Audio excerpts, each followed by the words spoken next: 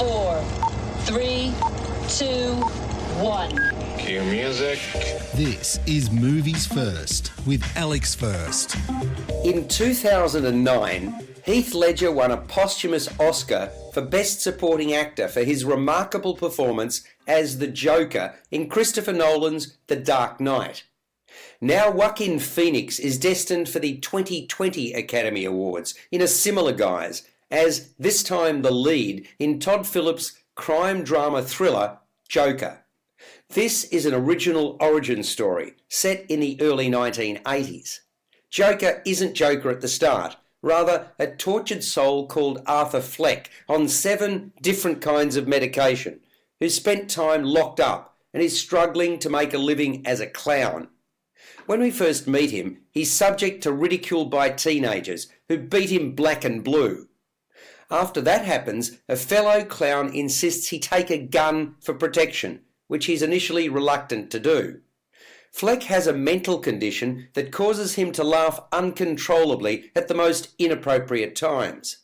He dreams of a life as a stand-up comedian and forming a normal relationship with a single mother, Sophie Dumond, Zazie Beetz, who lives down the hall from the shabby apartment he shares with his mother, Penny, Frances Conroy. He and his mum like watching a nightly television variety show hosted by Murray Franklin, Robert De Niro, who begins his program with a comic monologue. Fleck's life, though, is steadily unravelling. He's dealt a series of cruel blows that start to add up and play with his already shook-up mind. He's off his meds, and slowly but surely he loses any sense of control as his violent urges take over. Movies First with Alex First. Talk about character acting. Phoenix is outstanding and one of the roles of his life. One you could mount a reasonable argument to say he was born to play. He transitions his character from brain-damaged, victimised, downtrodden and embittered to empowered, subversive, enraged and totally deranged. For most of the movie, he's downright scary. It's in his look, his movements and his facial expressions. The darkest of dark scripts has been magnificently written and realised by Todd Phillips, man responsible for War Dogs, and Scott Silver, the fighter. It's a detailed and telling backstory, which is easy to follow. The depth and resonance of the score, it's by Hilda Guðnadóttir, who was most recently responsible for music for the excellent television miniseries Chernobyl, is as good as you're going to get in a film.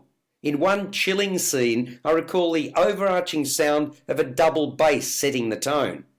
Nothing Phillips has directed before, think The Hangover, stands up to this masterclass of helming a film with gravitas. One word, one sentiment sums up what I thought of Joker. Wow. It is indeed a piece of cinematic brilliance. Joker scores a 9 out of 10. You've been listening to Movies First with Alex First. Subscribe to the full podcast at Stitcher and iTunes or your favourite podcast distributor. This has been another quality podcast production from Beetz.com.